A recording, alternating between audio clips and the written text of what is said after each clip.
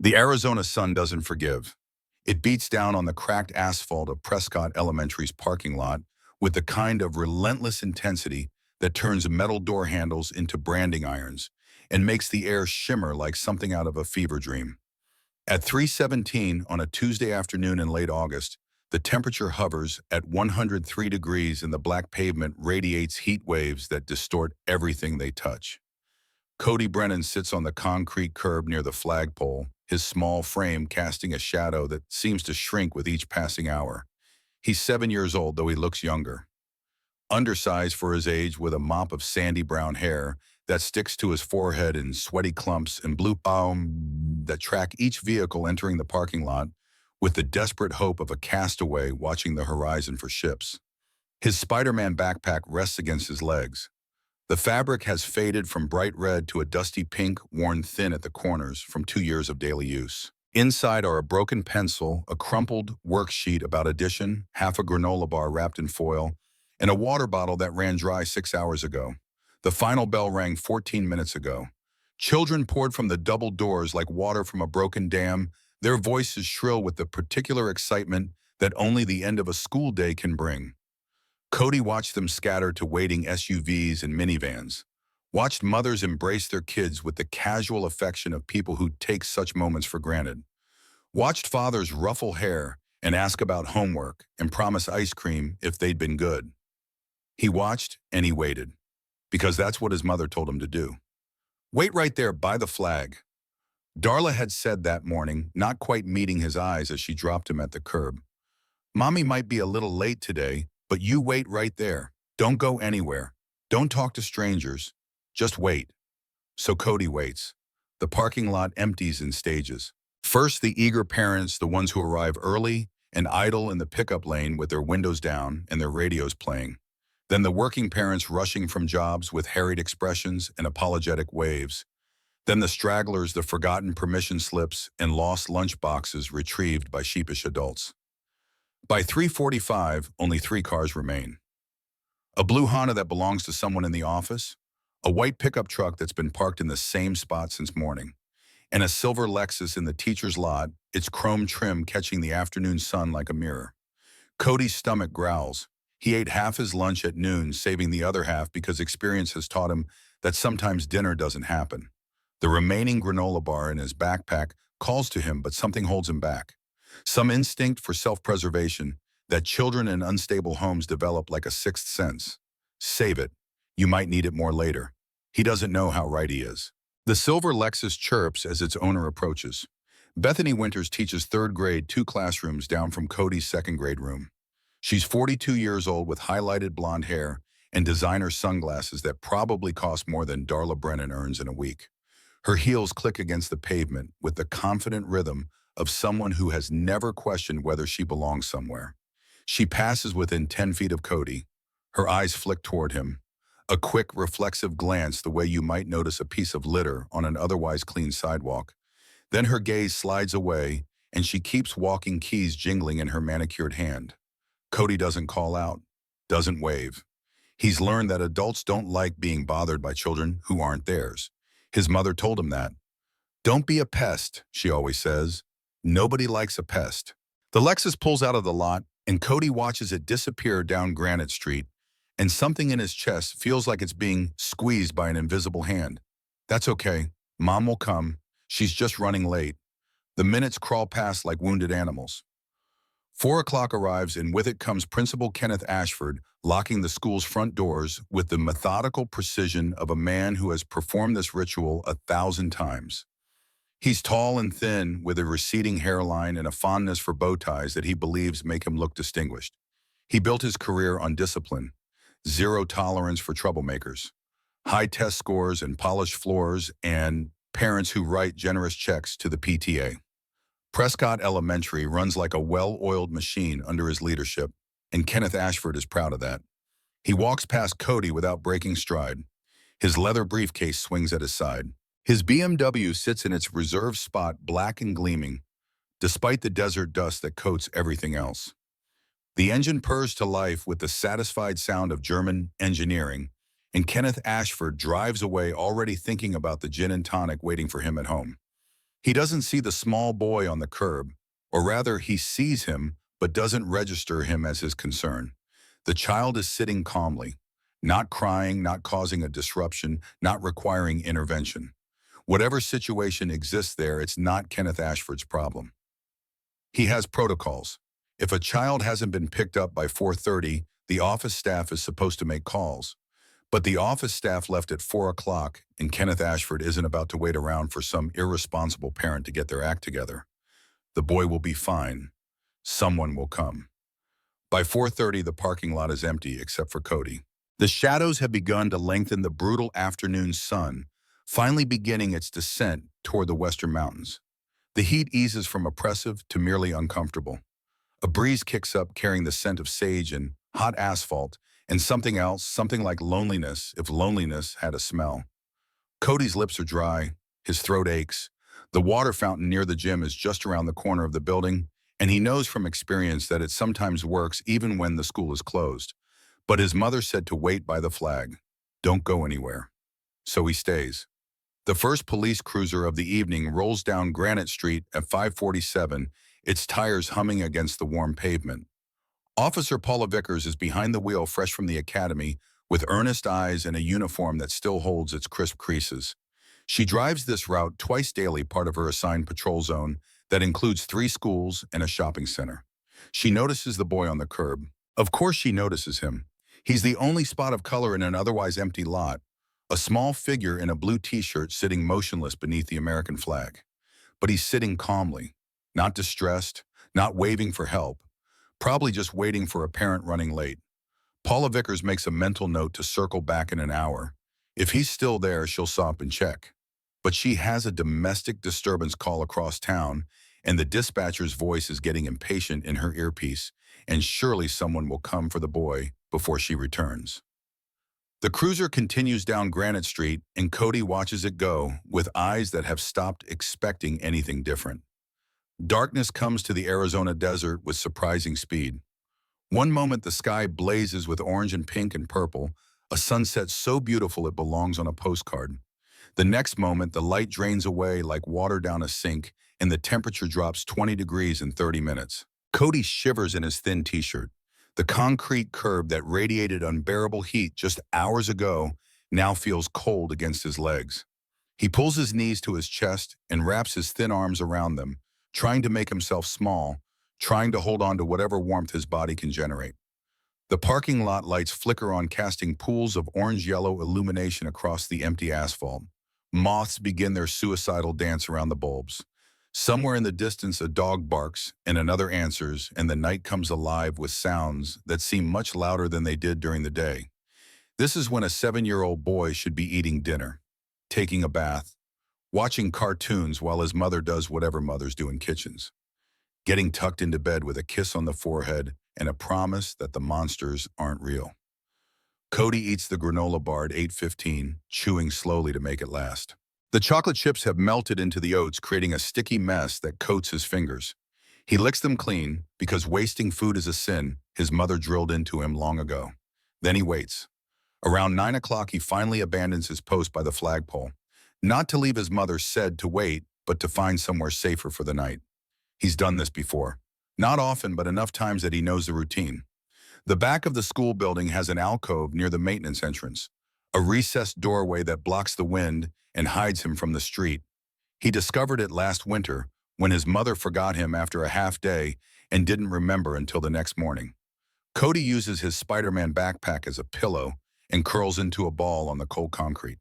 His body shakes with shivers that have nothing to do with temperature and everything to do with fear. The darkness presses in from all sides, full of sounds he can't identify and shadows that might be anything. He doesn't cry. Crying doesn't help. He learned that a long time ago, maybe around the time his father left, or maybe around the time his mother started dating Derek. Tears don't bring anyone running. They just make his eyes hurt and his nose run. So Cody stares at the wall and listens to his own breathing and waits for morning. 15 miles outside of Prescott, in a roadside motel that rents rooms by the hour, Darla Brennan sits on a stained mattress and stares at her phone. The screen shows 6 missed calls from Prescott Elementary, 3 voicemails she hasn't bothered to listen to. The first call came at 4:32, less than 90 minutes after she was supposed to pick up her son. She knows what the messages say, knows what they're calling about, but the crystal meth burning in the glass pipe makes everything seem very far away and not very important. "Baby, you gotta relax," Derek says from the bathroom doorway. He's 34 years old with a shaved head and tattoos crawling up his neck like vines.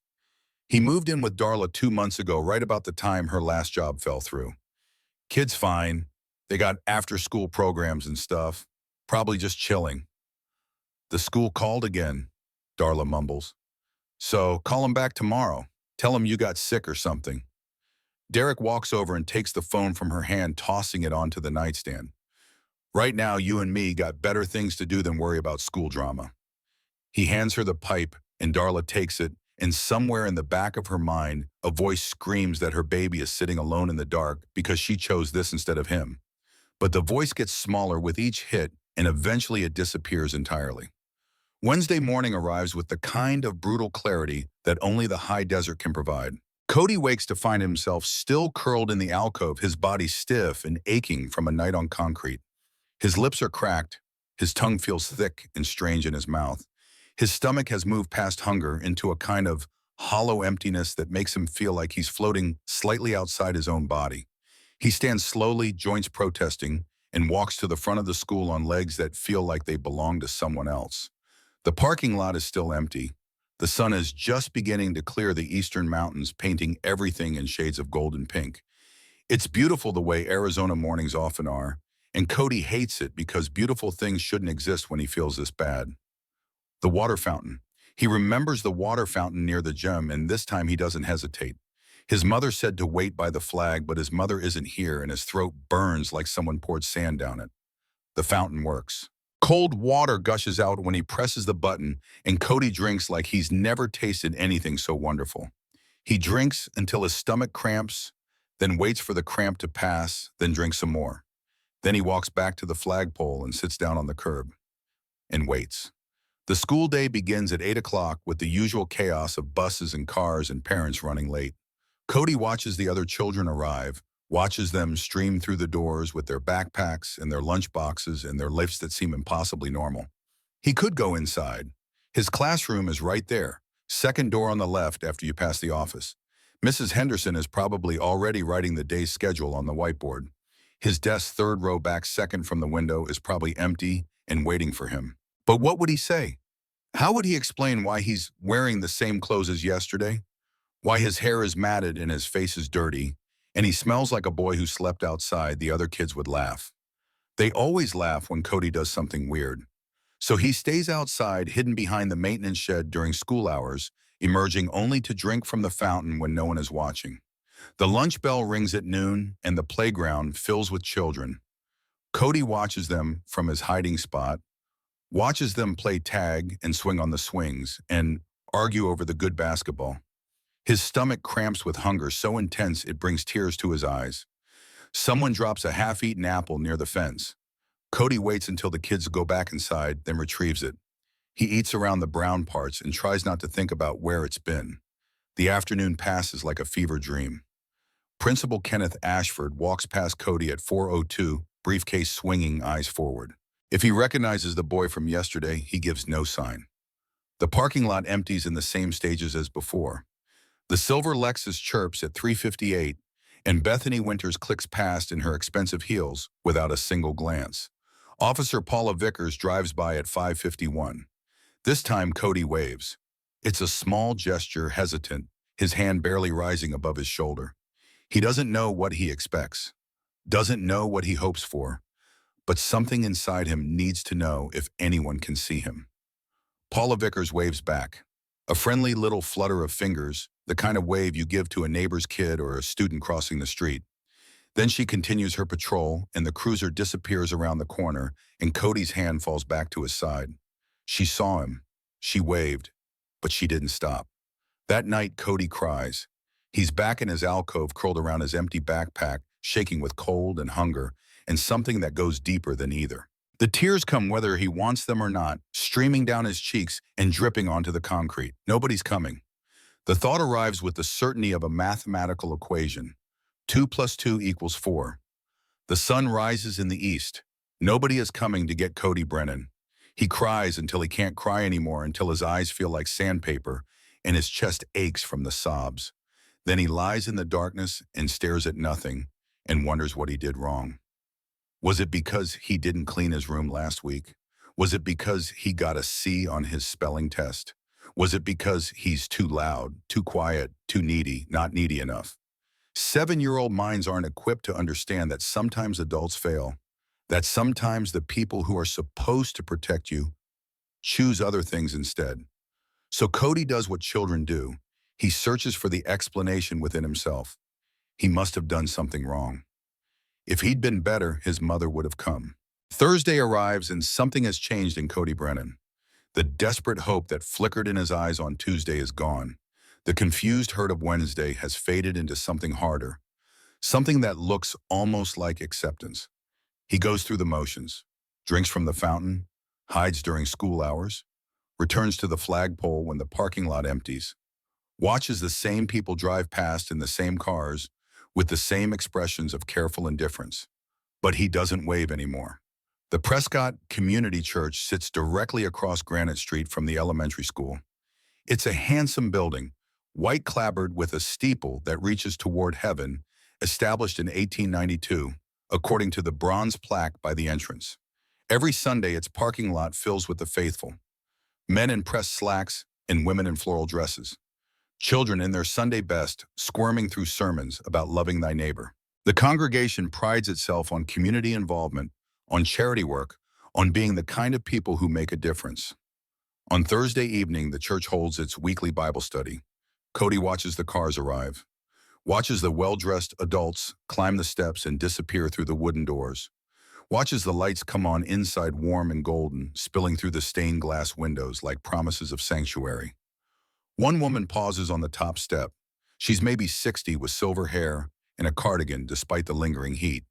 She's looking across the street, looking directly at Cody, and for a moment their eyes meet across the distance. Cody holds his breath. The woman's brow furrows. Her lips purse. She looks like she might say something, might come down those steps and cross the street and ask why a little boy is sitting alone in a parking lot as darkness falls. Then someone calls her name from inside and she turns and the door swings shut behind her and Cody exhales slowly. Close. For a second there it was close.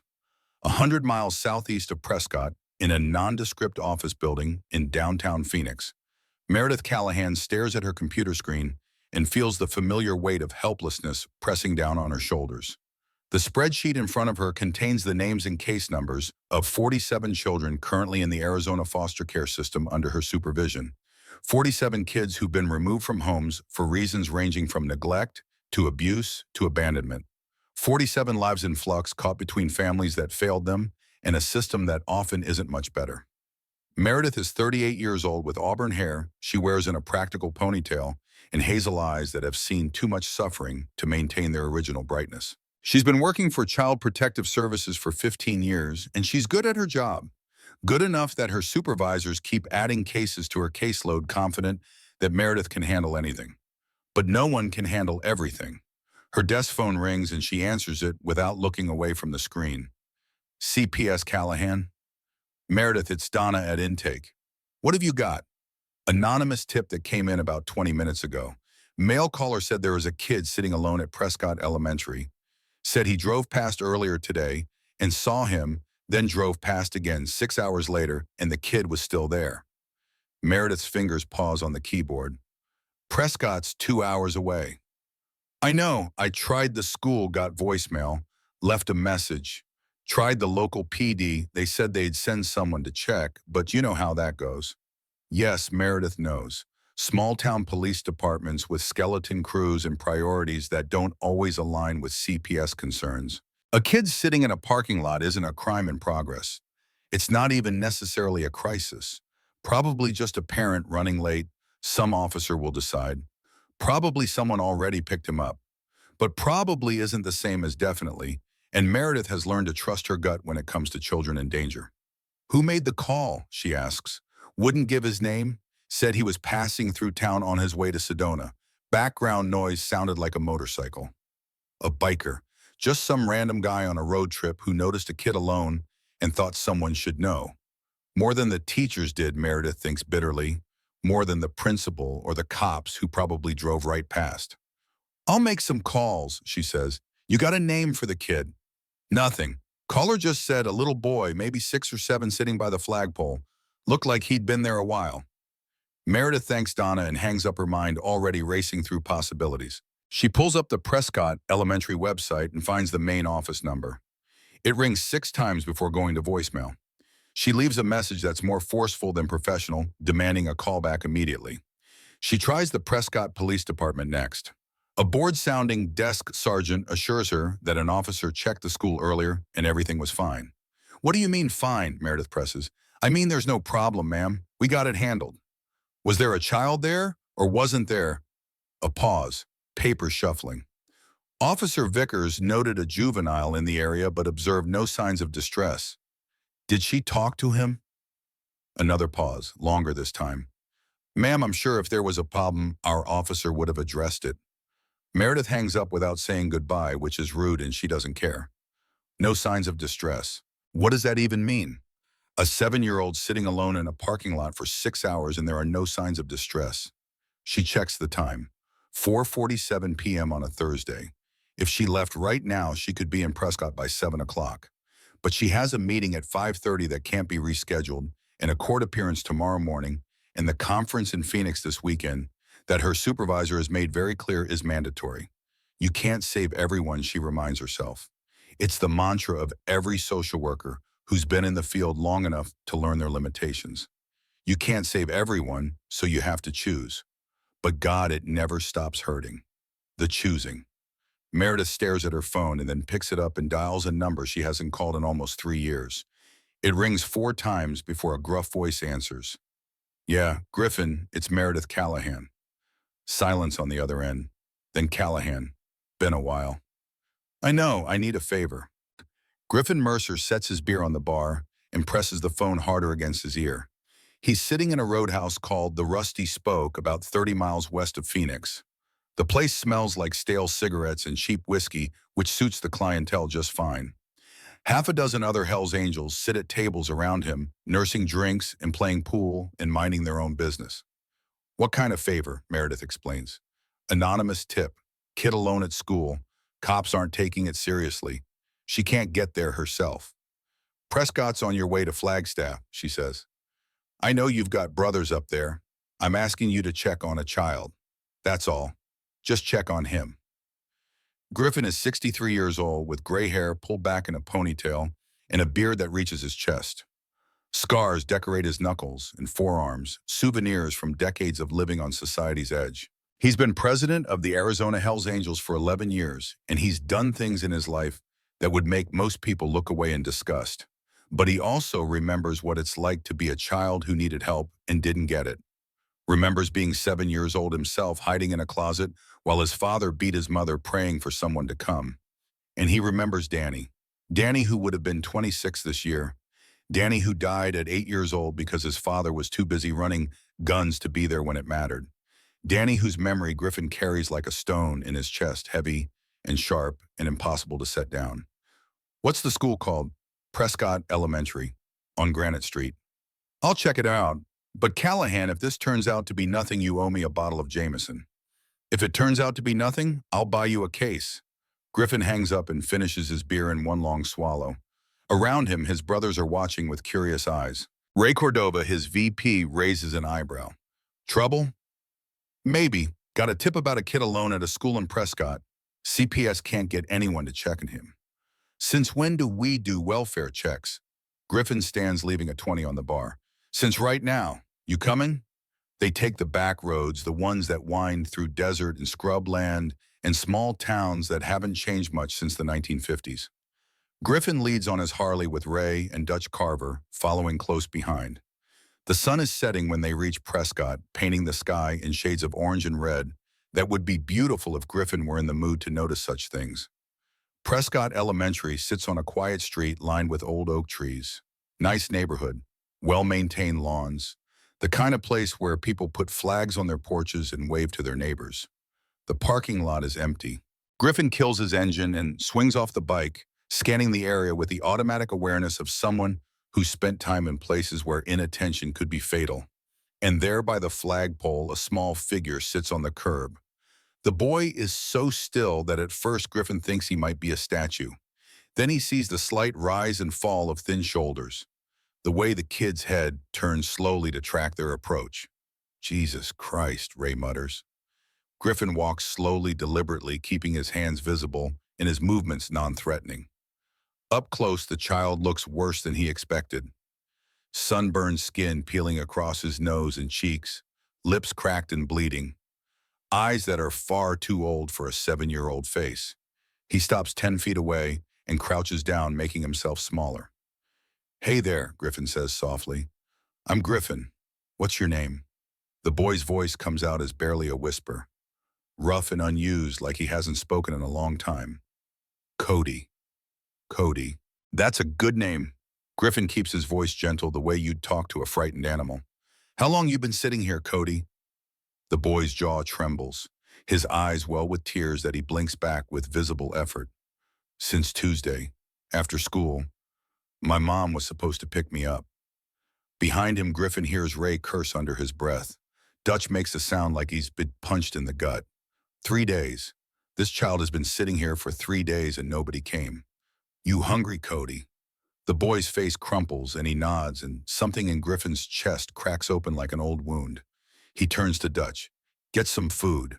Burgers, fries, whatever. And water. Lots of water." Then he looks back at Cody, at this tiny child who's been waiting alone while an entire town looked the other way. "We're going to sit with you until we figure this out, okay? You're not alone anymore." And that's when Griffin makes the call that will change everything. Ray get word out to the chapters.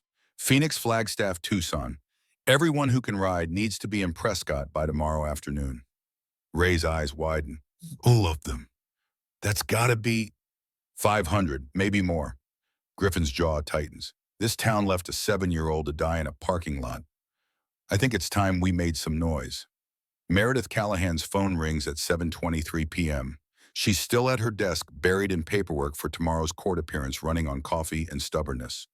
When she sees Griffin's name on the screen, her heart drops into her stomach. "Tell me." "He's been here since Tuesday." Griffin's voice is hard controlled in a way that tells Meredith he's barely containing his rage. 3 days, no food, no water, except what he got from a fountain. Kid's name is Cody Brennan, 7 years old. Mother never showed. Meredith closes her eyes. 3 days. Did you call the police? They drove past him 18 times, Callahan. One of them waved, didn't stop. Her hand tightens on the phone. What about the school? Principal locked the doors every night and went home. Teachers walked right past him. I'll be there first thing tomorrow. I'm calling this in to emergency services tonight, getting someone out there right now. Don't bother. Griffin's voice takes on a different quality. My brothers are coming. 500 of them. We're going to make sure nobody ignores this kid ever again. Meredith's blood runs cold. Griffin, what are you planning? Nothing illegal, just a peaceful gathering of concerned citizens who want to know why a child was left to die while an entire town looked the other way. This could get out of hand. It already got out of hand 3 days ago. He hangs up and Meredith stares at her phone for a long moment. Then she picks it up again and calls her supervisor. I need to take emergency leave, starting now. Meredith, the conference. There's a child in Prescott who's been abandoned for 3 days. Nobody's helping him. I'm going. We have protocols, procedures. You can't just watch me. She hangs up before he can respond, gathers her things, and heads for the door. It's a 2-hour drive to Prescott. By the time she gets there, it will be nearly 10 p.m. But she knows with a certainty that goes beyond logic that she needs to be there. This child, this situation feels like the reason she got into this work in the first place. And in the back of her mind, another memory surfaces. One she tries not to think about too often because thinking about it makes everything else harder to bear. 3 years ago, her daughter Nora was 7 years old, the same age as Cody. 3 years ago, Meredith was trapped in a marriage that was killing her slowly. Her husband, Cal, didn't hit her often, just enough to keep her afraid, just enough to make her doubt herself, her judgment, her right to want something better. Nora saw it all, the bruises Meredith tried to hide, The tears she tried to muffle, the way her father looked at her mother like she was something to be controlled rather than loved. One night, Cal went too far, threw Meredith against a wall hard enough to crack a rib, and Nora, 7-year-old Nora, ran to the neighbors and begged them to call for help. They didn't. "It's a family matter," Mrs. Henderson said, closing her door in Nora's face. "Best not to get involved." Meredith had to drive herself to the hospital that night, Nora silent and terrified in the back seat.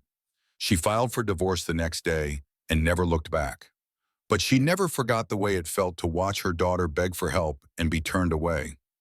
Never forgot the lesson that good people, normal people, respectable people will watch you suffer and decide it's not their problem. That's why she does this work. That's why she fights so hard for kids who can't fight for themselves. Because she knows what it's like when nobody comes. The highway stretches before her dark and empty, and Meredith drives toward Prescott with her hands tight on the wheel and a prayer in her heart that she's not too late. Cody Brennan sleeps that night with a full stomach for the first time in 3 days. Griffin and his brothers have set up a kind of camp in the church parking lot across from the school, folding chairs and coolers and a small generator that powers a string of lights. The church deacon came out around 9 p.m. to complain about the noise and the motorcycles and the general disruption to the neighborhood.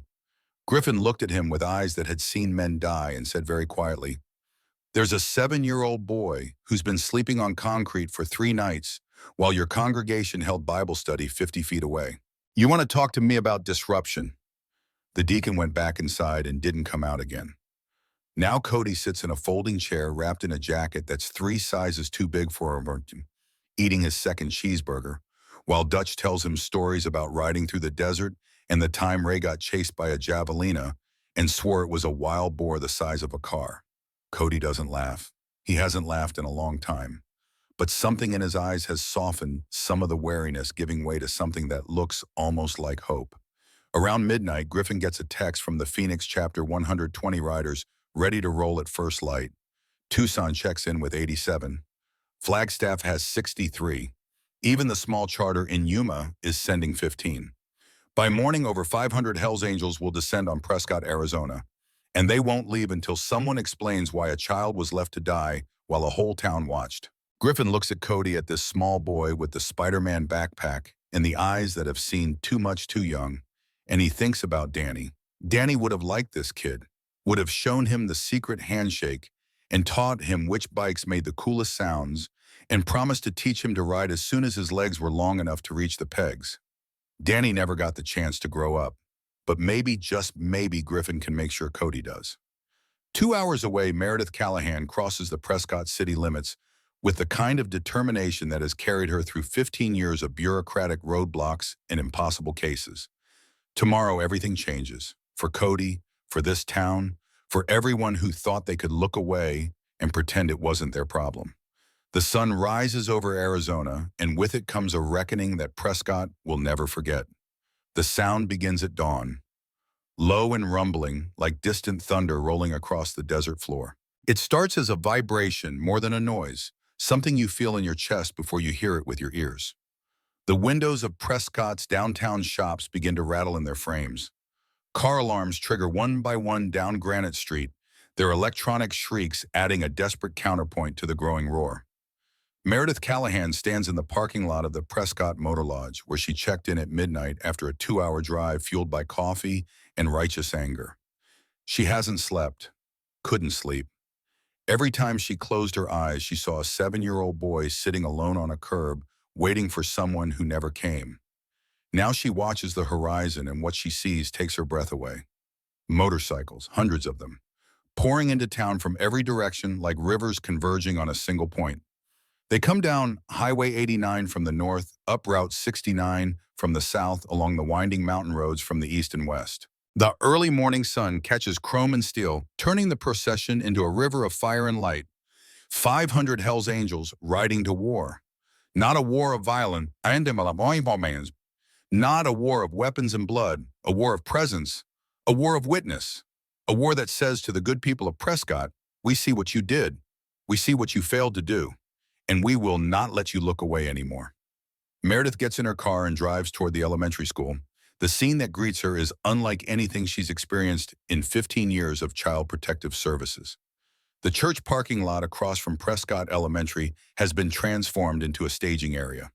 Motorcycles line up in neat rows, their riders dismounting with the disciplined efficiency of soldiers.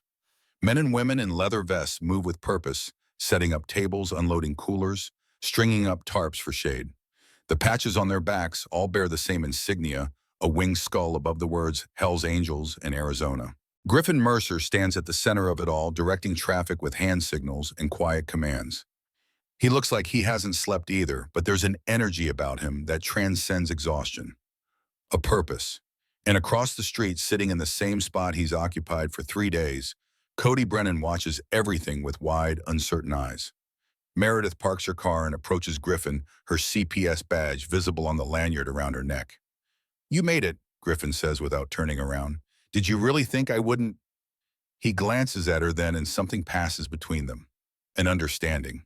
They've been in the trenches together before 5 years ago when they worked opposite ends of a child trafficking case that ended with 6 kids rescued and 4 men in prison. Griffin's intel had been crucial. Meredith's legal expertise had sealed the convictions. They're not friends exactly, but they respect each other. "How's the boy?" Meredith asks. "Ate 2 cheeseburgers and half a pizza last night. Drank about a gallon of water. Slept in the back of Dutch's truck because he was afraid to go inside anywhere." Griffin's jaw tightens. Kid's terrified of his own shadow. Whatever his home life was like, it wasn't good. Meredith nods. She's seen it before. Children who flinch at sudden movements, who apologize for existing, who've learned that adults are not to be trusted, that help comes with conditions, that love is a transaction that can be revoked at any moment. "I need to talk to him," she says, "officially." "I figured," but Callahan, Griffin's pale blue eyes hold hers. "Go easy. He's been through enough."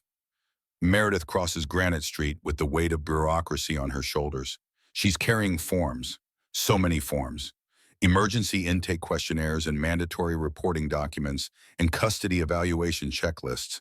The machinery of child protection is thorough, comprehensive, and completely inadequate for moments like this. Cody sees her coming. He doesn't run, doesn't hide, but something in his posture shifts. His shoulders hunch forward. His eyes drop to the ground. The body language of a child who has learned that adults with clipboards rarely bring good news. Meredith stops a few feet away and crouches down, putting herself at his eye level. "Hi, Cody. My name is Meredith. I work for an organization that helps kids who need help. Is it okay if I sit with you for a minute?" The boy looks up, studies her face with an intensity that seems too old for 7 years. "Are you going to take me away?" The question hits Meredith like a physical blow. Not because it's unexpected, but because of the way he asks it. Not with fear, not with hope. Just tired resignation, like being taken away, is simply the next item on an endless list of things that happen to Cody Brennan, whether he wants them to or not.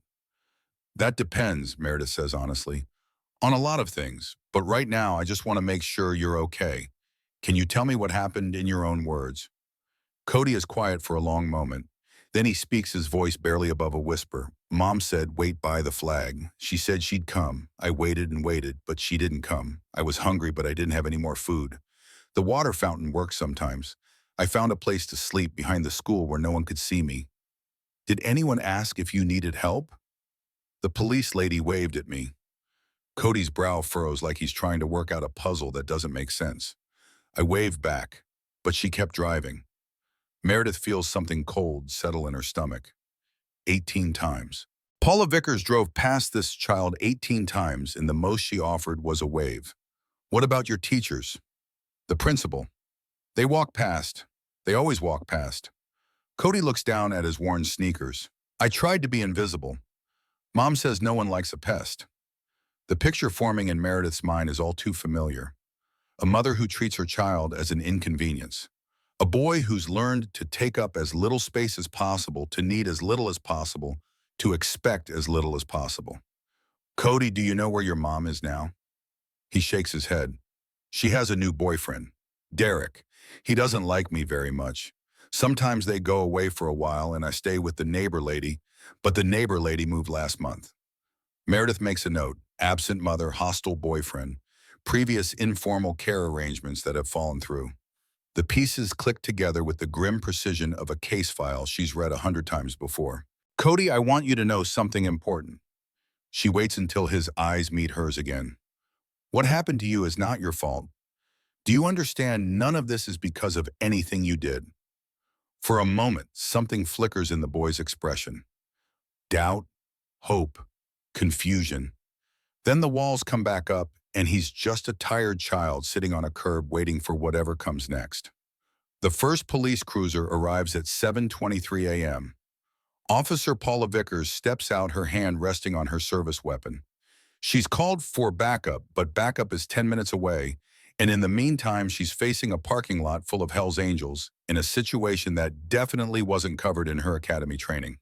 Everyone needs to disperse, she announces, her voice carrying the forced authority of someone who knows she's outnumbered.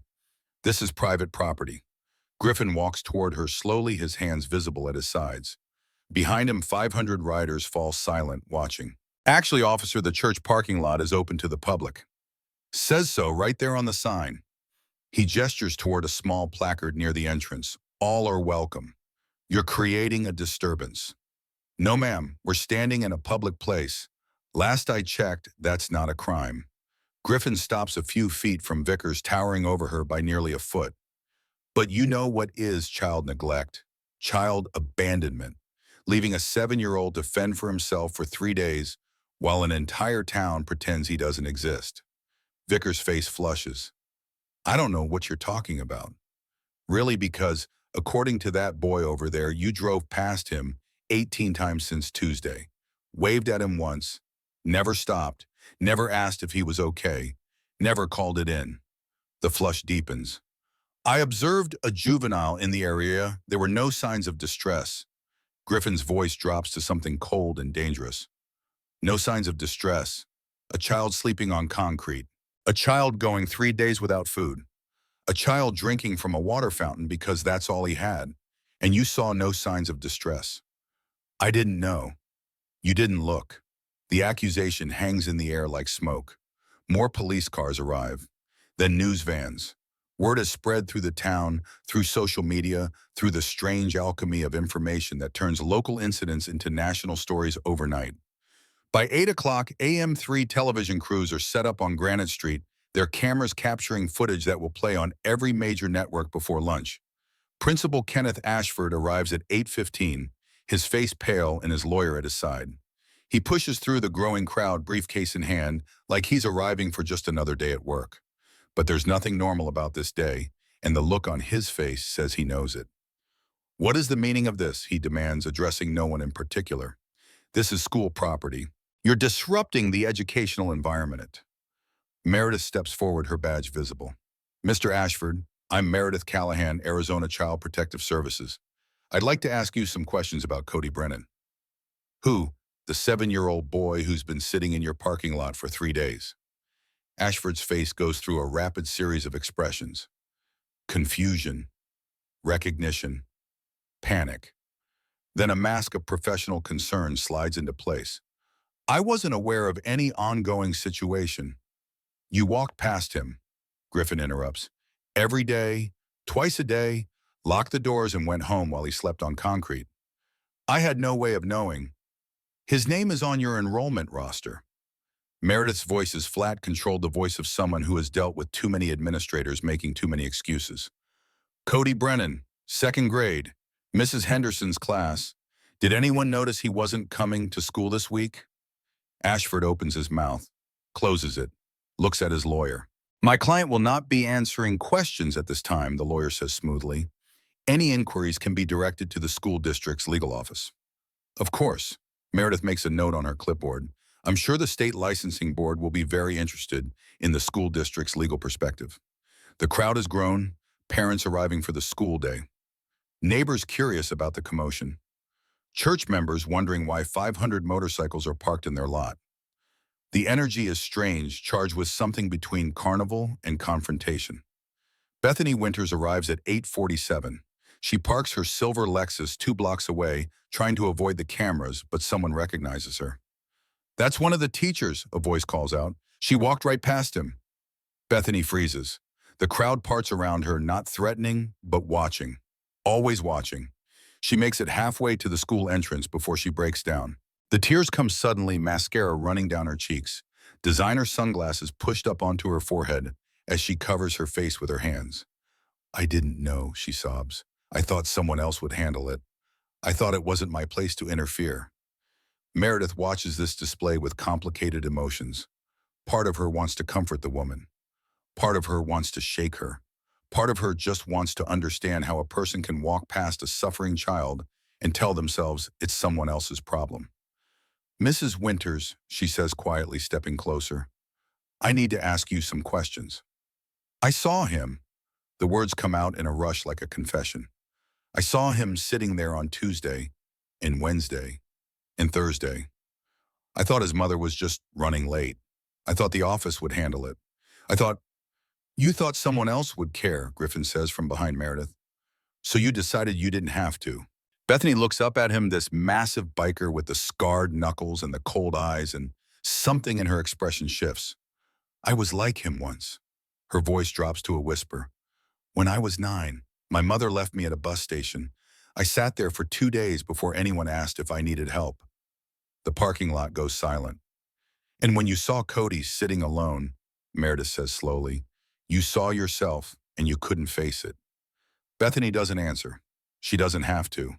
The news breaks nationally at 11 a.m. Every major network runs the footage: 500 Hells Angels surrounding an elementary school, a small boy in a Spider-Man backpack sitting on a curb, the faces of teachers and administrators and police officers who are suddenly being asked to explain the inexplicable. "Abandoned for 3 days," the headlines scream. "Outlaw bikers save boy that town ignored."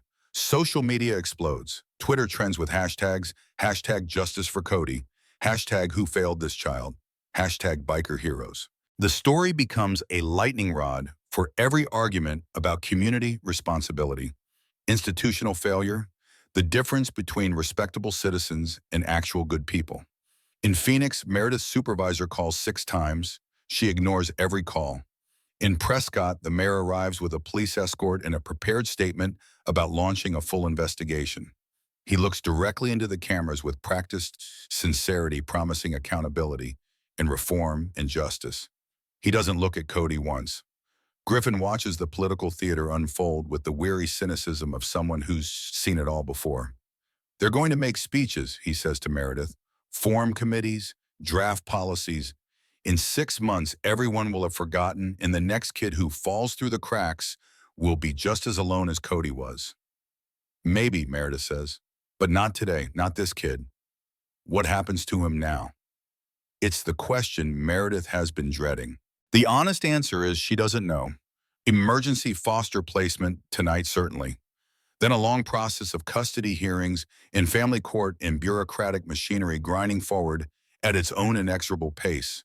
The system will claim Cody Brennan, will assign him a case number and a file, and a series of temporary homes while adults argue about his future. Will do its best to help him within the limits of budgets and regulations and the fundamental impossibility of fixing broken families. It's not enough. It's never enough. "For now, I'm taking him into protective custody," she says. "Emergency placement until we can locate his mother and assess the situation." "Foster care?" "Probably." Griffin is quiet for a moment. Then he says something that catches Meredith off guard. "What if there was another option?" She turns to face him. "What do you mean?" "I mean, what if someone wanted to take care of him? Long-term, permanent." "Griffin, you're the president of an outlaw motorcycle club. No court in Arizona is going to place a child with you." "I know." His jaw tightens. "That's why I'm not offering." Meredith frowns. "Then who?" Before Griffin can answer, a commotion erupts near the school entrance. A woman is pushing through the crowd screaming Cody's name. She's thin, too thin, with lank brown hair and the telltale sores of long-term drug use visible on her arms. Her clothes are rumpled, her eyes wild, and she's heading straight for the boy who hasn't moved from his spot by the flagpole. "That's my baby!" Darla Brennan shrieks. "Get away from my baby! You can't take him!" Cody sees his mother coming. His reaction is not what anyone expects. He doesn't run toward her with relief, doesn't cry out with joy. Instead, he shrinks back, pulling his knees to his chest, making himself as small as possible. The body language of a child who has learned that his mother's arrival doesn't mean safety. Darla reaches for him, and Cody flinches. Come on, baby. We're going home. Her voice has shifted, turned syrupy sweet, the performance of maternal love for the cameras she knows are watching. Mommy's here now. Everything's going to be okay. Meredith moves to intervene. Ma'am, I need you to step back. Who the hell are you? This is my son. I'm Meredith Callahan, Child Protective Services. Your son has been alone for 3 days. I need to ask you some questions. I don't have to answer your questions. Darla's eyes dart around looking for an escape route, a sympathetic face, anything she can use. I had an emergency. I couldn't get here. These bikers probably kidnapped him or something. Ma'am, your son was sitting in this parking lot for 72 hours. School officials, police officers, and dozens of citizens walked past him without offering assistance. The only people who stopped to help were our own criminals, Darla spits. You're going to believe a bunch of criminals over a mother. I want my lawyer. Ma'am, you're not under arrest. I'm simply trying to establish. You're trying to steal my kid. Darla lunges forward, grabbing Cody's arm and yanking him to his feet. We're leaving, right now. Cody cries out in pain, and the sound cuts through the chaos like a knife. Griffin moves faster than anyone expects for a man his size. He doesn't touch Darla, doesn't threaten her. He simply steps between her and any path of escape, his massive frame blocking her way with the immovable certainty of a granite wall. Let go of the boy, he says quietly, or what, you'll hit me in front of all these cameras. Darla laughs, a harsh, desperate sound. I know my rights. I know how this works. You don't know anything. Griffin's voice doesn't rise, but something in it makes Darla's grip loosen involuntarily. You left your 7-year-old son alone for 3 days. You ignored calls from his school. You chose drugs over your own child. And now you want to take him back to whatever hellhole you crawled out of. You can't prove any of that. I don't have to prove it. I just have to keep you here until the people who can prove it do their jobs. Meredith steps forward, her phone already in her hand. Ms. Brennan, I'm requesting a police officer to escort you to the station for questioning. You're not under arrest, but given the circumstances, I strongly advise you to cooperate. For a moment, it looks like Darla might fight. Then she looks around, at the cameras, at the crowds, at the 500 bikers watching her with expressions that promise consequences she can't imagine. She lets go of Cody's arm. This isn't over, she hisses. He's my son. The law says he's mine. She lets herself be led away by 2 officers still shouting about her rights and her lawyers and how everyone will be sorry. Cody watches her go. His face shows no emotion. No relief at her departure, no grief at watching his mother escorted away in handcuffs of bureaucracy, if not steel. Just the flat, exhausted acceptance of a child who has learned that nothing good ever lasts. Meredith kneels beside him. Cody, I need to take you somewhere safe for tonight. There's a nice lady named Mrs. Patterson who takes care of kids who need a place to stay. It's temporary just until we figure things out. Okay. He looks at her with those ancient eyes. Will the motorcycle men come? Meredith glances at Griffin, who nods almost imperceptibly. Yes, she says. They'll check on you, and so will I, so will I. It's a promise she has no business making. Her caseload is already impossible. Prescott is 2 hours from Phoenix. The system doesn't accommodate personal promises. It runs on forms and procedures and strictly delineated professional boundaries. But Cody Brennan has spent 3 days learning that promises mean nothing. Meredith intends to teach him differently. The emergency foster home is a modest house in a quiet neighborhood on the outskirts of Prescott. Mrs. Lydia Patterson has been doing this for 23 years. She's seen every kind of broken child, every kind of unthinkable situation.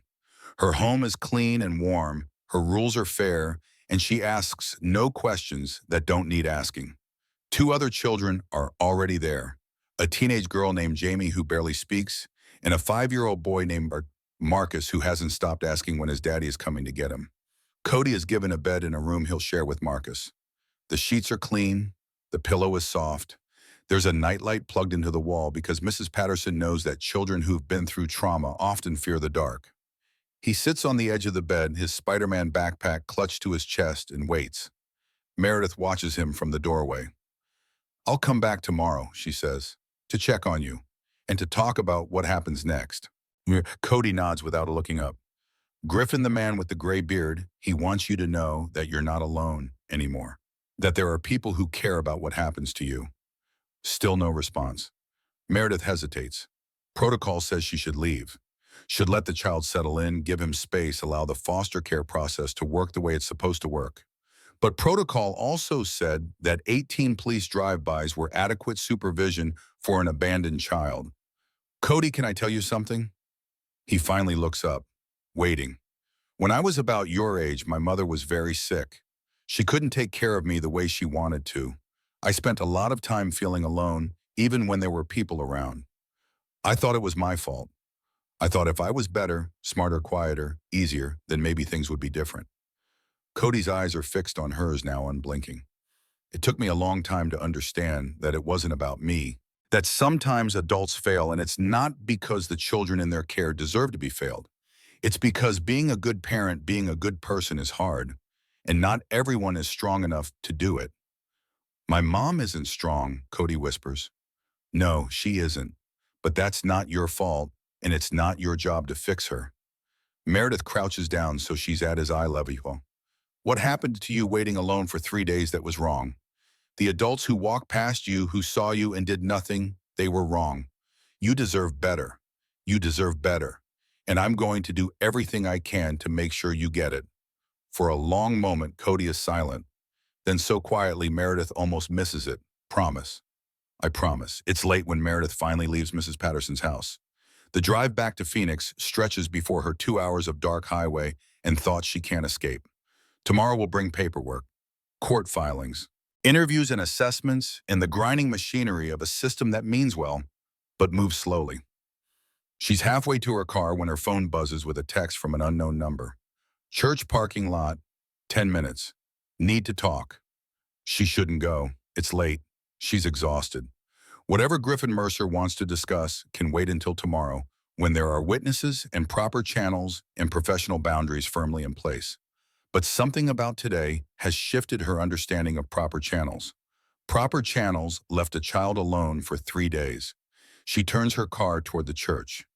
Griffin is waiting by his motorcycle, smoking a cigarette that glows orange in the darkness.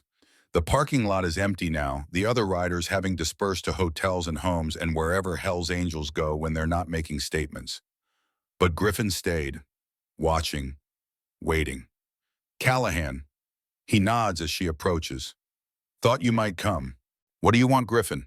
He takes a long drag on the cigarette, exhales slowly. I did some digging this afternoon, made some calls. Darla Brennan's got a sheet going back 8 years. Possession, distribution, 2 DUIs, 1 assault charge that got dropped when the witness disappeared. Another drag. This isn't the first time she's left Cody alone. Meredith's stomach tightens. What do you mean? 2 years ago, neighbors called the cops because they could hear a kid crying in the apartment next door. By the time anyone got there, Darla had been gone 5 days.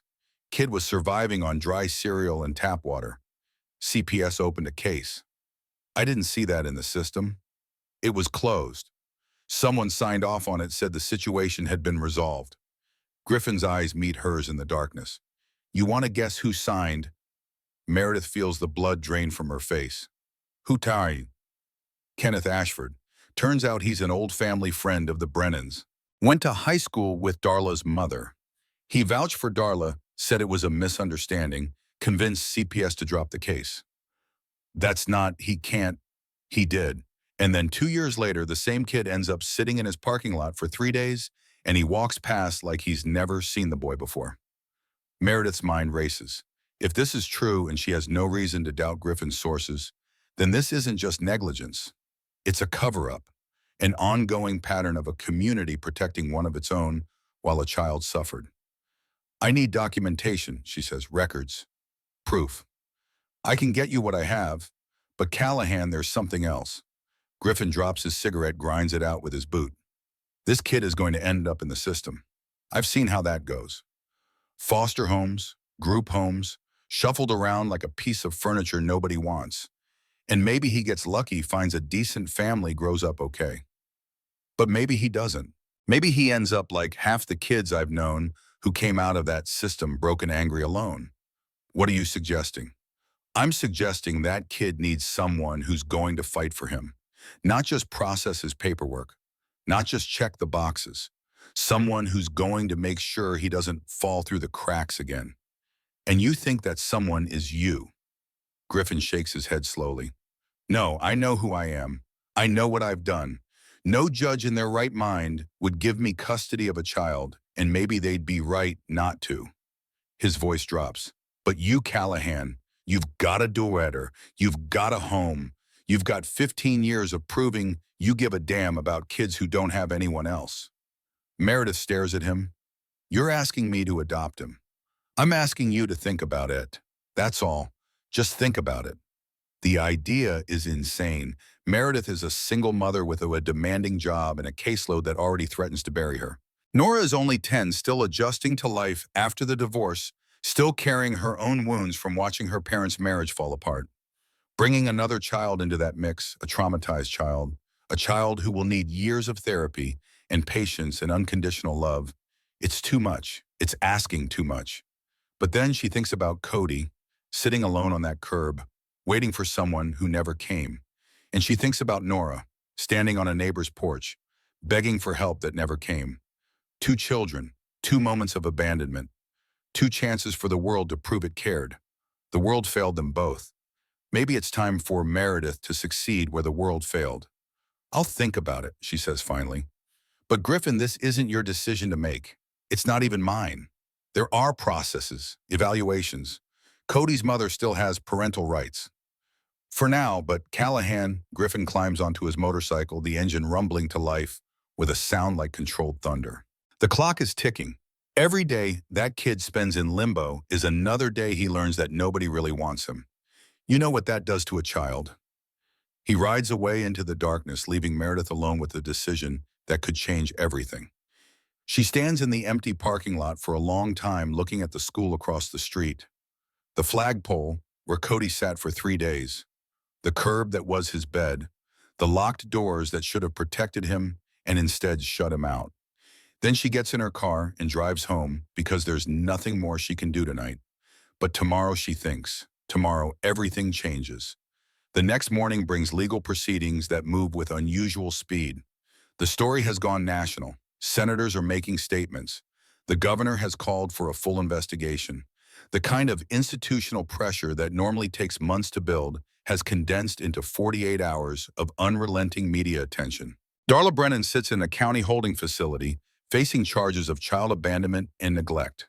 Her court-appointed lawyer has advised her to cooperate, but cooperation is not in Darla's nature. She maintains that she was kidnapped by her boyfriend, held against her will, prevented from returning for her son. The evidence suggests otherwise. Phone records show she made 12 calls during the 3 days Cody was alone. None to the school, none to the police, none to family members who might have picked him up. The calls were to drug dealers, to Derek's associates, to a pawn shop where she sold her grandmother's ring for $30. The judge grants emergency custody to the state. Cody will remain in foster care while the legal process unfolds.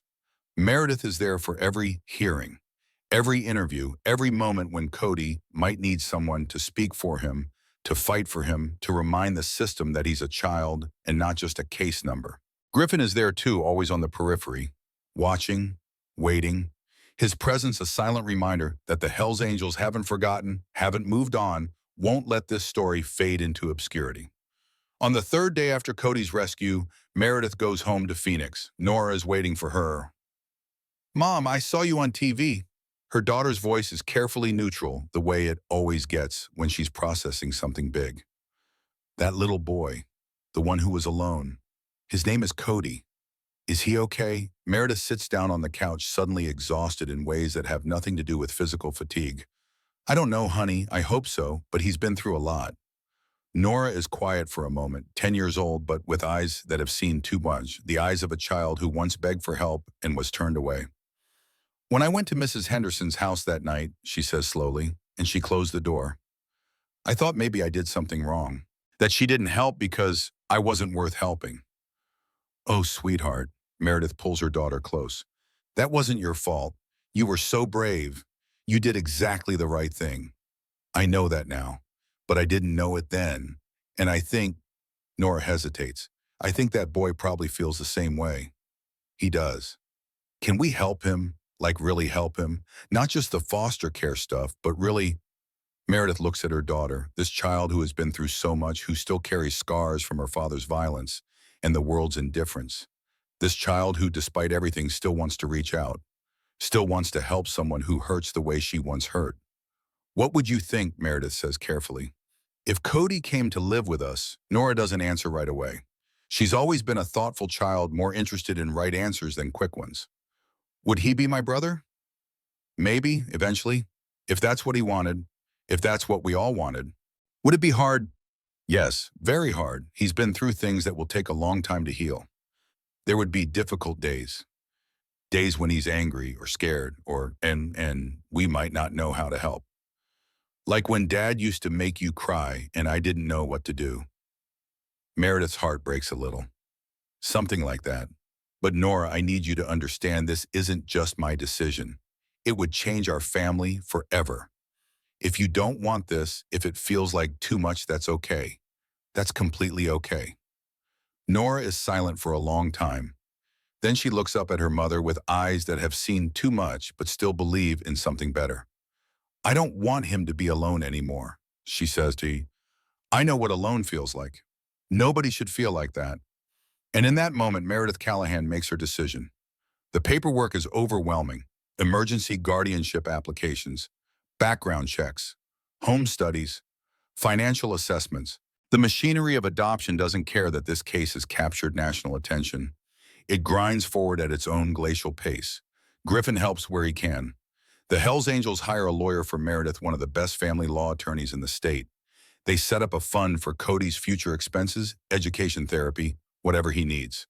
They don't ask for recognition or credit. They just do it because some things matter more than reputation. Darla Brennan fights the process every step of the way. From her holding cell, she files motions and objections and appeals. She claims she's being persecuted, claims the bikers framed her, claims Meredith is trying to steal her son for some undefined nefarious purpose. None of it gains traction. The evidence is too overwhelming. The story is too public. The tide of public opinion has turned so decisively against Darla that even her court-appointed lawyer advises her to cut her losses. But she won't. She can't. Because giving up Cody would mean admitting what she did, and Darla Brennan has spent her whole life refusing to admit anything. 6 weeks after the rescue, Griffin comes to Meredith with news. Ashford resigned, he says. School board accepted it quietly, trying to avoid more attention. But I've got sources on the board. They found emails. He knew about the previous incident with Cody. He buried the report himself, called in favors to make it disappear. Can we prove it? We can prove enough, and I've got something else. He hands her a manila envelope. Darla's boyfriend, Derek, skipped town 2 weeks ago, but before he left, he did an interview with a reporter, said Darla knew exactly what she was doing, said she talked about Cody being off her hands for a while, said the whole thing was her idea. Meredith opens the envelope. Inside is a transcript and a recording. The recording is devastating. Derek's voice casual and indifferent, describing how Darla planned to leave Cody at the school for a few days while they took care of business. How she laughed when the school called, said she'd deal with it later. How she never intended to go back. This changes everything, Meredith breathes. I know. That's why I brought it to you first. Griffin's expression is unreadable. You decide what to do with it. The hearing is set for a Thursday morning in November. 3 months have passed since Cody Brennan sat alone in a parking lot waiting for someone to care. In that time, he's been living with Mrs. Patterson, visiting with Meredith and Nora every weekend, slowly learning that not all adults abandon the children in their care. The courtroom is packed. Hells Angels fill half the gallery, their leather vests incongruous against the wood-paneled formality of family court. Reporters crowd the back rows, cameras prohibited, but notebooks at the ready. Teachers and administrators from Prescott Elementary sit on the opposite side, their expressions tight with the awareness that they're here to be judged as much as Darla Brennan. Judge Margaret Thornton presides.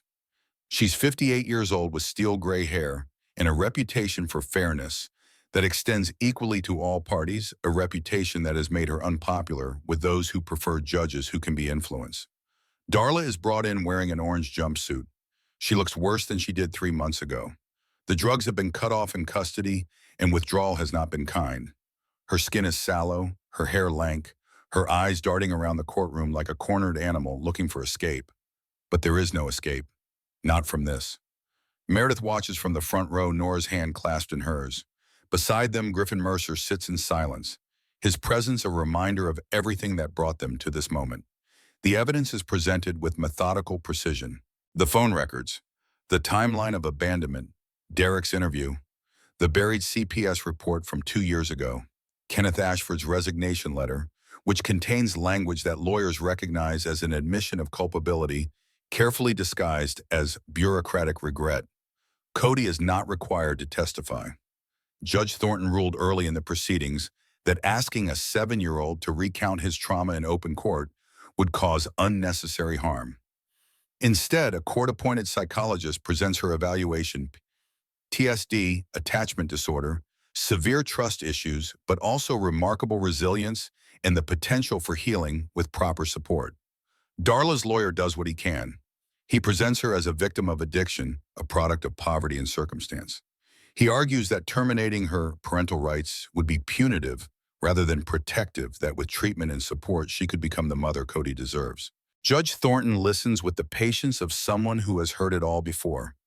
Then she asks Darla a single question. Ms. Brennan, if I were to grant you custody of your son today, what would you do? Darla's face goes blank. It's the kind of question that should have an easy answer. Take him home. Hug him. Promise to do better. The answers that any parent fighting to keep their child would give automatically, instinctively from the heart. But Darla has no heart for this, has never had heart for this. Cody was an accident, a burden, a problem to be managed rather than a child to be loved. I'd take care of him, she says finally, better than before. I've learned my lesson. And how would you take care of him? Where would you live? How would you support him? What would you do differently? The silence stretches. Darla has no answers because she's never thought about the questions, has never imagined a future where Cody's needs came before her own, has never wanted to imagine such a future. Your Honor, her lawyer interjects, my client is still in custody. These are hypothetical questions that she cannot reasonably be expected to. Counsel, I'm asking what's in her heart. Judge Thornton's voice is not unkind, but it is unyielding.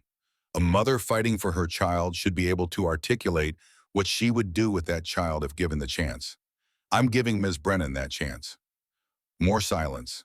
Then Darla looks at the judge with something that might be honesty. I don't know, she whispers. I don't know how to be what he needs. I never did. It's the most truthful thing she's said in the entire proceeding, and in its way it's also a form of surrender. The ruling comes 2 weeks later. Judge Thornton's opinion runs 47 pages. It details the history of neglect, the institutional failures, the community's complicity. It condemns Kenneth Ashford by name. It recommends policy changes that will become known eventually as the Cody laws. And on page 43, it terminates Darla Brennan's parental rights. On page 44, it grants Meredith Callahan permanent custody with the intention of full adoption. Cody is in the courtroom when the ruling is read. He sits between Meredith and Nora, his small hand clasped in Meredith's larger one. He doesn't fully understand the legal language, the wherefores and therebys of judicial decree. But he understands when Meredith turns to him with tears streaming down her face and says, "You're coming home with us. For good." And for the first time in months, maybe for the first time in his life, Cody Brennan smiles.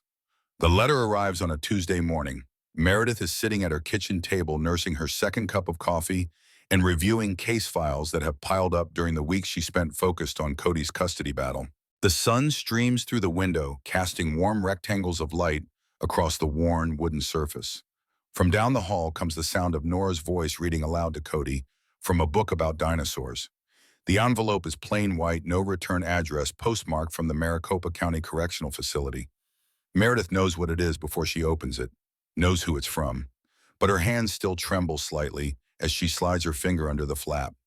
The handwriting is cramped and uneven.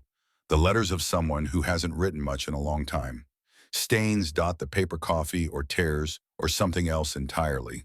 She reads, Dear Cody, I don't know if anyone will let you see this letter. Maybe they shouldn't. Maybe the best thing for you is to forget I ever existed. But I needed to write it anyway, even if it just sits in a file somewhere and you never know it exists. I'm sorry. Those words aren't big enough for what I did. There aren't words big enough. I left you alone because she was too weak to be your mother, too broken to put you first, too lost in my own darkness and to see the light you needed me to be. When I was a little girl, my mama used to tell me that being a parent was the hardest job in the world. I didn't understand what she meant until I had you, and then I understood too well. It was hard, Cody, harder than I could handle. And instead of asking for help, instead of admitting I was drowning, I just kept sinking and I pulled you down with me. The truth is, I never knew how to love you right. I wanted to. God knows I wanted to. But wanting isn't the same as doing. And every time I looked at you, I saw all the ways I was failing. It was easier to look away, easier to pretend you didn't need me, easier to choose the drugs that made everything feel far away and unimportant. That's not an excuse. There is no excuse. I'm just trying to explain something I don't fully understand myself. I met your father when I was 19. He was charming and funny, and he made me feel like I was special. Then you came along, and suddenly I wasn't special anymore. I was just a tired woman with a crying baby and a man who didn't want to be tied down. He left before your first birthday. I've been angry about that ever since, angry at him, angry at you for existing, angry at myself for not being strong enough to handle it alone. That anger poisoned everything. I know what the judge said. I know my rights have been terminated. I know that woman Meredith is going to adopt you and give you the kind of life I never could. And here's the thing, Cody.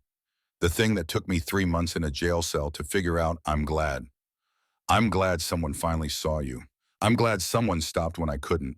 I'm glad you're going to grow up in a house where people show up when they say they will, where dinner happens every night, where someone checks your homework and tucks you in and tells you they love you and means it.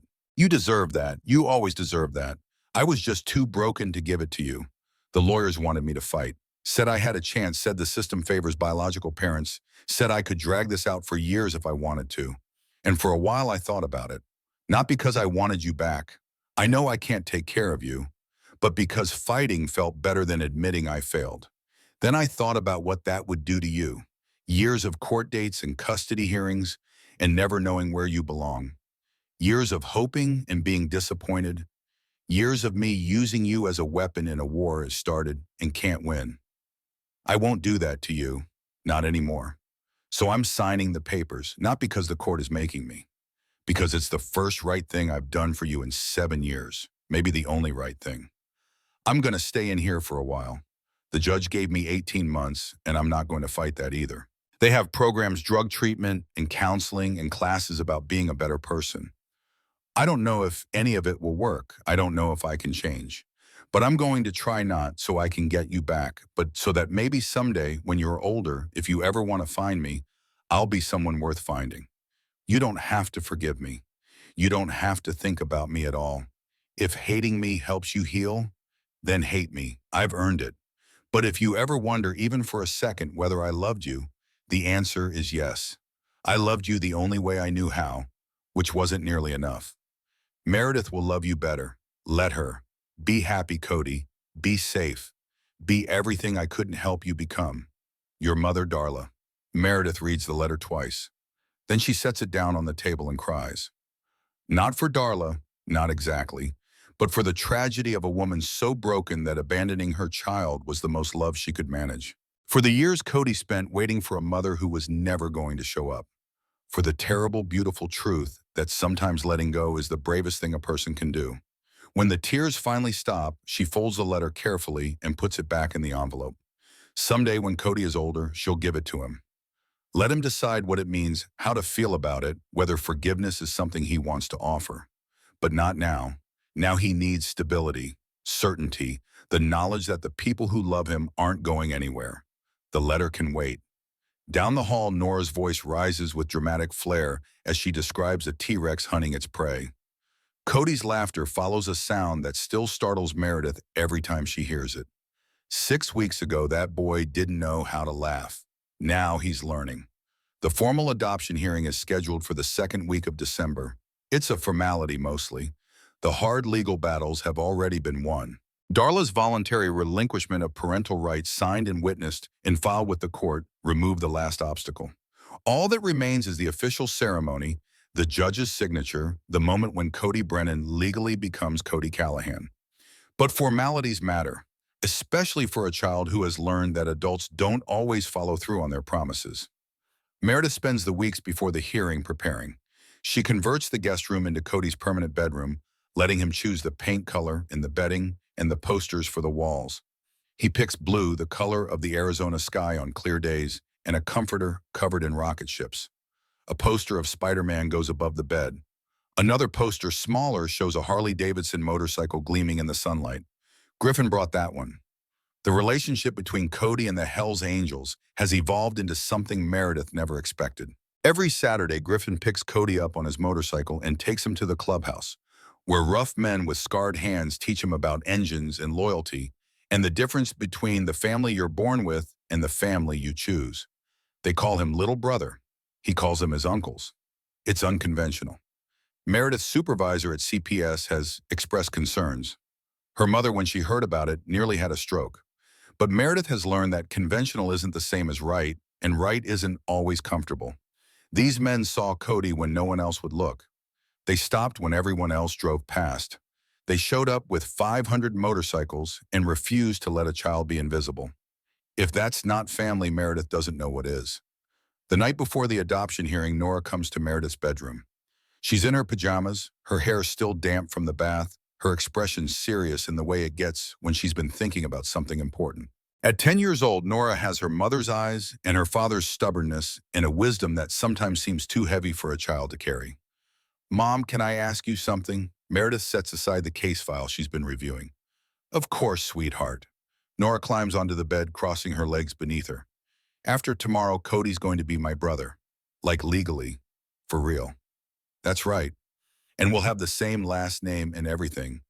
Yes, he'll be Cody Callahan, just like us."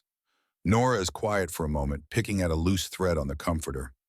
"When Dad used to hit you," she says slowly, "I always wished I had a brother. Someone who could help me protect you. Someone who understood what it was like." Meredith's heart clenches. They don't talk about Cal often. The restraining order keeps him at a distance, and the divorce settlement keeps him out of their lives. But the scars remain invisible but indelible, shaping who they are and how they see the world. "I know, baby." Cody understands. Nora looks up, her eyes bright. He knows what it's like when the people who are supposed to take care of you don't. He knows what it's like to wait for help that doesn't come. He knows, Sawson. He does. "So I was thinking." Nora straightens, squaring her small shoulders like she's about to deliver an important speech. "I was thinking that I don't want to be his sister because the court says so. I want to be his sister because I choose to, because he's part of our family now, and family means you show up for each other. Always." Meredith pulls her daughter into a hug, blinking back tears. "When did you get so smart?" "I learned from you." They stay like that for a long moment, mother and daughter holding onto each other in the quiet darkness. Then Nora pulls back with a mischievous grin. "Also, I've always wanted someone to blame when cookies go missing from the jar."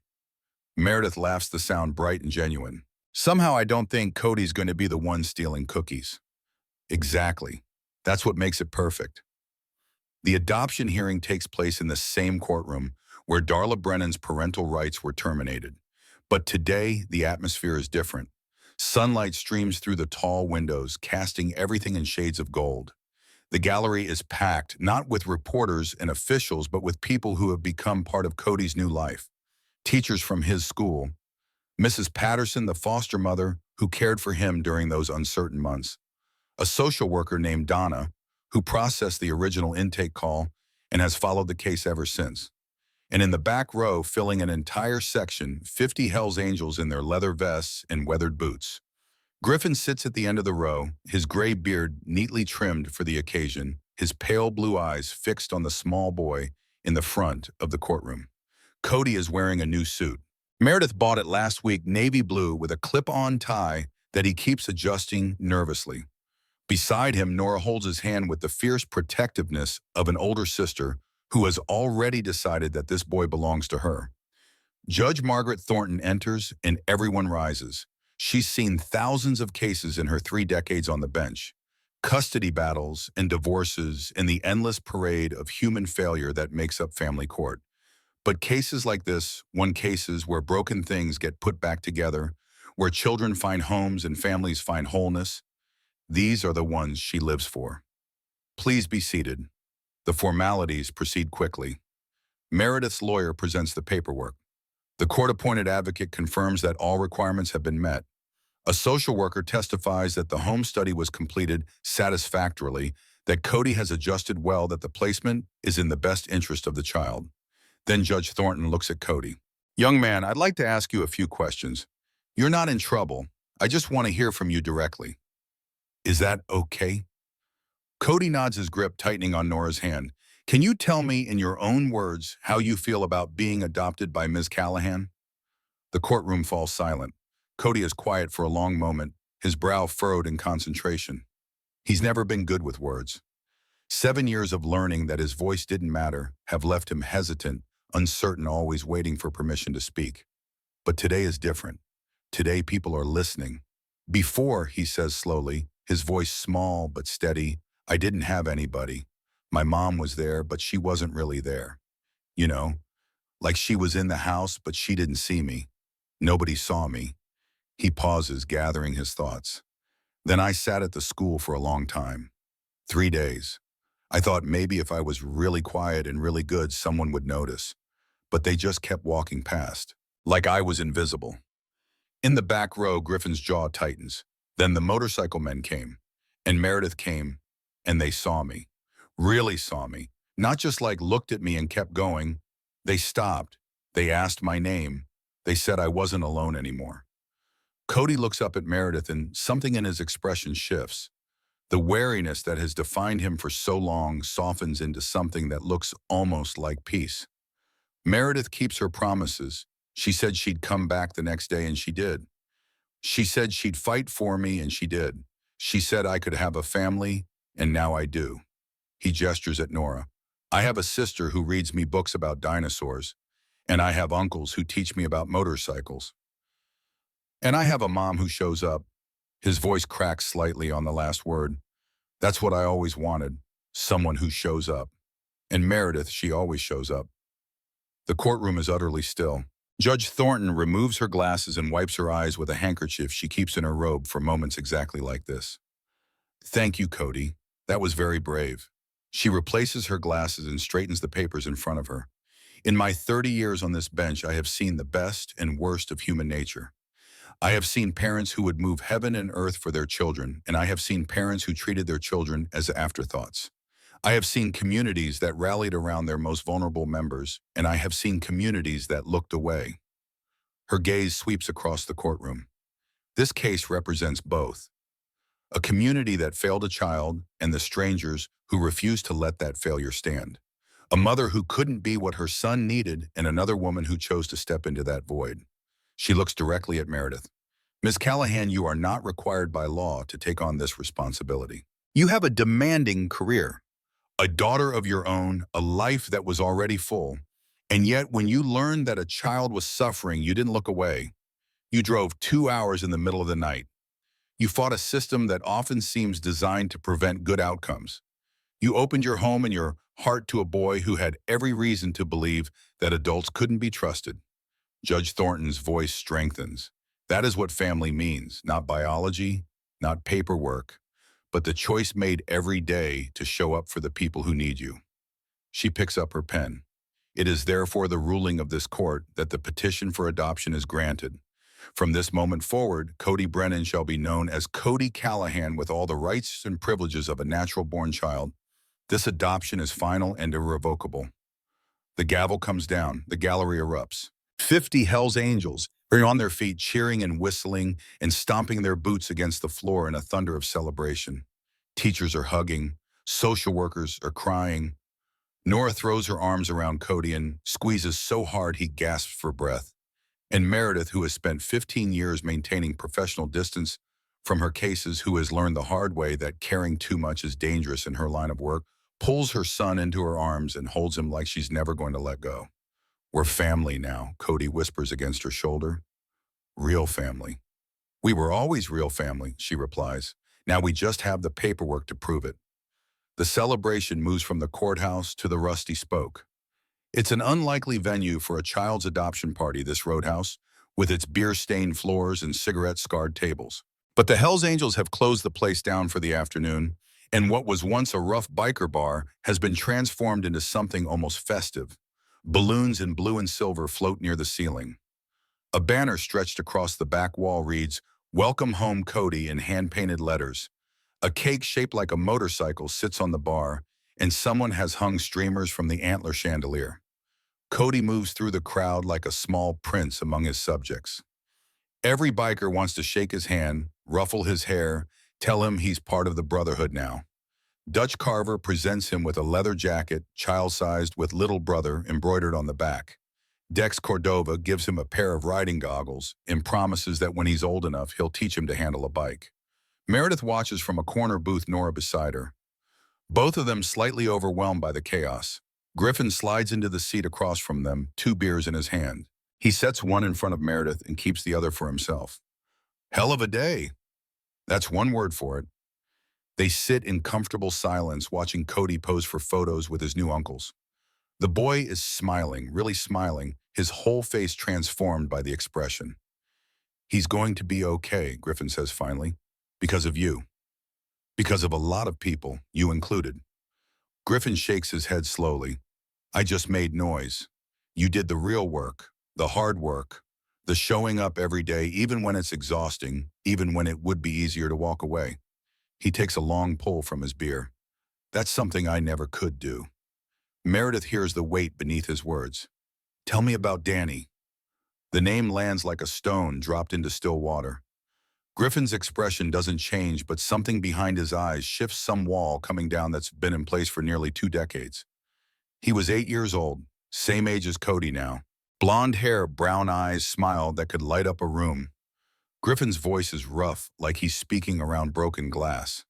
"His mother and I weren't together anymore. She had custody. I had him every other weekend." He stares at his beer, not drinking. "I was supposed to pick him up on a Friday. Had a run scheduled, club business, but I promised I'd be there by 6. Then the run went sideways. Bad information, wrong place at the wrong time. I had to choose between finishing the buy and keeping my promise." Meredith already knows how this story ends. "I chose the job. Figured I'd call his mother, explain pick him up Saturday instead. Danny would understand. He always understood." Griffin's hand tightens around the bottle. "There was an accident. Friday night, 9:47 p.m. Lisa was driving Danny home from a friend's house. Drunk driver ran a red light, hit them on the passenger side. Griffin. Danny died on impact. Lisa survived. She never spoke to me again. Blamed me. Said if I'd been there like I promised, Danny wouldn't have been in that car." He finally looks up, and Meredith sees the grief that has shaped this man for 18 years. She was right. If I'd kept my promise, my son would still be alive. Instead, I chose the club. I chose the job. I chose everything except the thing that mattered. The noise of the party continues around them, but in their booth, time has stopped. "That's why you stopped," Meredith says quietly, "when you heard about Cody. You couldn't drive past another child who needed someone to show up. I couldn't save Danny. I couldn't undo what I did, but I could make damn sure that kid didn't spend another night alone." Griffin's voice hardens, "Even if it meant bringing 500 brothers down on that town. Even if it meant breaking every rule I ever followed. Some things matter more than rules. You did save him, Griffin, you and your brothers. If you hadn't come, if I hadn't come, you would have found another way. That's the difference between us, Callahan. You don't give up. You don't choose the easy road. You fight for kids who can't fight for themselves, even when the system makes it impossible." He finishes his beer and sets the bottle down with a thunk. "I couldn't be Danny's father the way he needed. I can't be Cody's father either. But you can be his mother. You already are. And that kid, that boy who sat alone for 3 days waiting for someone to give a damn, he's going to grow up knowing what family really means. Because of you. Meredith feels tears threatening again. Griffin, don't. He holds up a hand. I'm not good at this emotional stuff. Just promise me one thing. What? Let me be his uncle. Let the club be his family too. Not instead of you. Never instead of you, but alongside you. We can't give him what you give him, but we can give him something. A place where he belongs. People who always have his back. Meredith looks across the bar at Cody, who is currently being taught a complicated handshake by three bikers who look like they could bench press a truck. I think, she says slowly, that's exactly what he needs. Griffin nods once sharply. Then he slides out of the booth and walks over to Cody, crouching down to the boy's eye level, saying something that makes Cody's face light up like a sunrise. Nora leans against her mother's shoulder. Mom. Yeah, sweetheart. This is the weirdest family ever. Meredith laughs, pulling her daughter close. Yeah, it really is. The Cody laws passed the Arizona State Legislature in March. It's a bipartisan bill, one of the few pieces of legislation in recent memory to receive unanimous support from both parties. The provisions are simple but sweeping mandatory reporting requirements for any child not picked up from school within 2 hours. Training programs for teachers and staff on recognizing signs of neglect. Dedicated police units for child welfare checks. Funding for emergency foster care placements. The bill's official title is the Child Safety and Community Responsibility Act of 2024. Everyone calls it the Cody Laws. Governor Williams signs it in a ceremony on the steps of the state capitol. Meredith is there, and Cody and Nora. Griffin stands in the back of the crowd, watching with the quiet satisfaction of someone who has seen justice done. The cameras capture everything. The governor shaking Cody's hand. Meredith speaking briefly about the importance of community vigilance. Nora holding a sign she made herself, no more invisible kids. What the cameras don't capture is the moment afterward when the crowds have dispersed and the politicians have retreated to their offices, when a small boy stands on the Capitol steps and looks out at the city spread before him. Do you think it'll help? Cody asks. The law. Meredith considers the question carefully. She's been in this field long enough to know that laws don't solve everything. That bureaucracy can corrupt even the best intentions. That there will always be children who fall through the cracks no matter how many safety nets are put in place. But she also knows that change has to start somewhere. I think it'll help some kids, she says honestly. Maybe not all of them, but some, and that's worth fighting for. Cody nods, slowly processing this. Griffin says that even if you can't save everyone, you have to try, because the ones you do save matter. Griffin's a smart man. He's teaching me about engines. He says when I'm 16, he'll help me build my own motorcycle. Meredith suppresses a shudder at the thought of her son on a motorcycle in 6 years. But she's learned that some battles aren't worth fighting. We'll talk about it when you're 16. That's what you always say. And I'll keep saying it until you're 16. Cody grins, and in that expression, Meredith sees the boy he's becoming. Not the frightened child who sat alone in a parking lot waiting for someone who never came, but a kid who knows he's loved, who knows he belongs, who has learned that family isn't about blood or obligation, but about choice. The choice to show up, the choice to stay, the choice to fight for each other even when it's hard. Especially when it's hard. They walk down the Capitol steps together, mother and son, into the warm Arizona afternoon. Spring turns to summer. Cody finishes second grade with decent grades and a newfound confidence that surprises everyone who knew him before. He joins a little league team, not because he's particularly good at baseball, but because Nora convinced him that being bad at something is the first step to being sort of okay at something. He strikes out more than he hits. He drops fly balls that should be easy catches. But every Saturday, he's in the dugout with his team, and every Saturday, at least one Hells Angel is in the stands cheering like he's playing in the World Series. The nightmares come less frequently now. He still wakes up, sometimes gasping and shaking, convinced he's back on that concrete curb waiting for someone who will never come. But when that happens, Meredith is there, or Nora is there padding into his room in her bare feet, climbing into bed beside him, and talking about nothing in particular until his breathing slows and his eyes grow heavy. They never make a big deal of it. They just show up. That's what family does. On the anniversary of his rescue, Griffin takes Cody for a ride. They leave early in the morning before the heat becomes oppressive, the big Harley rumbling beneath them as they wind through the desert on roads that seem to stretch forever. Cody wears his leather jacket, the one that says "Little Brother" on the back, and the goggles Dex gave him at the adoption party. They don't talk much. Griffin isn't a man who fills silence with unnecessary words. But the silence between them is comfortable. The silence of two people who understand each other in ways that don't require explanation. They stop at a roadside diner for breakfast. Pancakes and bacon and orange juice that comes in a glass so large, Cody needs both hands to hold it. The waitress knows Griffin knows the club, and she brings extra whipped cream without being asked. "Can I ask you something?" Cody says, chasing a piece of pancake around his plate. "Shoot." "Why did you stop that day at the school? Why didn't you just keep driving like everyone else?" Griffin sets down his coffee cup. He could give a simple answer. Could talk about the anonymous tip about Meredith's phone call, about the club's code of looking out for kids who can't look out for themselves. But Cody deserves more than the simple answer. "I had a son once," Griffin says. "His name was Danny. He died when he was 8 years old." Cody's eyes widen. "What happened?" "I wasn't there when he needed me. I made a choice, and because of that choice, he's gone." The words hang in the air between them, heavy and irreversible. "I can't bring Danny back. Can't undo what I did.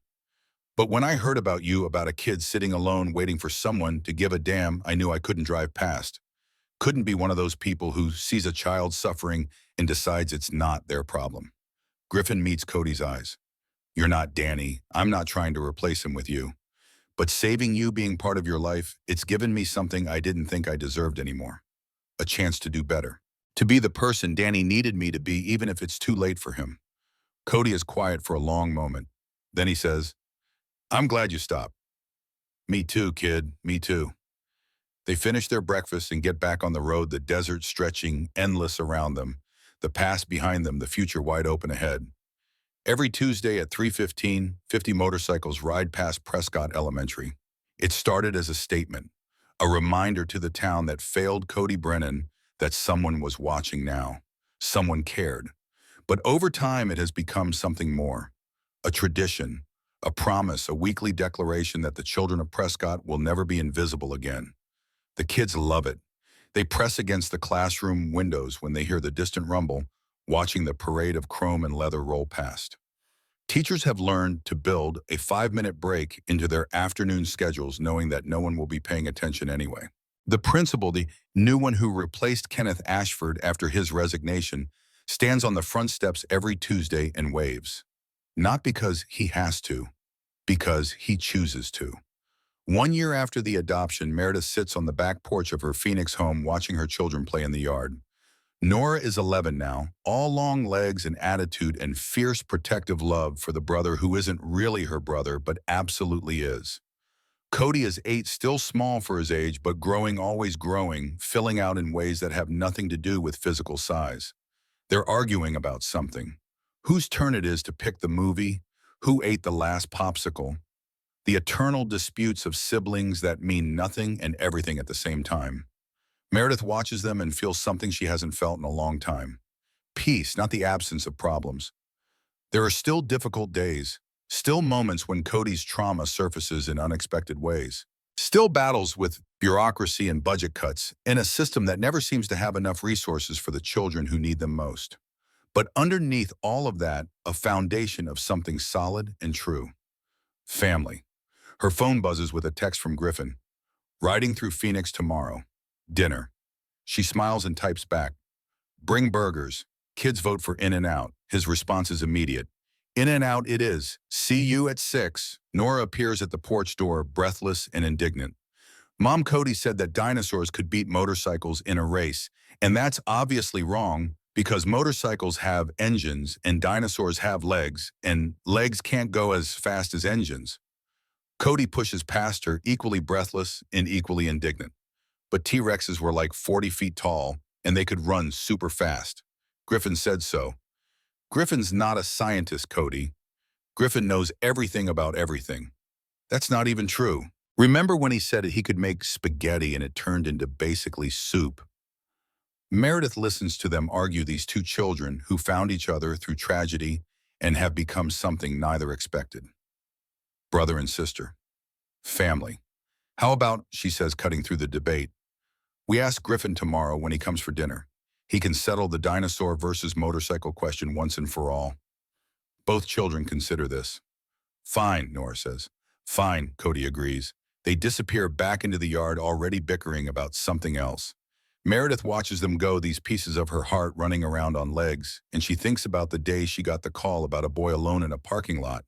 She didn't know then that she was about to become a mother again. Didn't know that the child sitting on that curb would teach her more about love and resilience and the meaning of family than 15 years of social work ever could. Didn't know that sometimes the greatest gifts come wrapped in tragedy. But she knows now, and as the sun sets over Phoenix, painting the sky in shades of orange and gold, Meredith Callahan closes her eyes and whispers a prayer of gratitude for second chances, for family, for the strangers who become brothers and the brothers who become family, and for a 7-year-old boy who waited 3 days for someone to see him and who finally found his way home.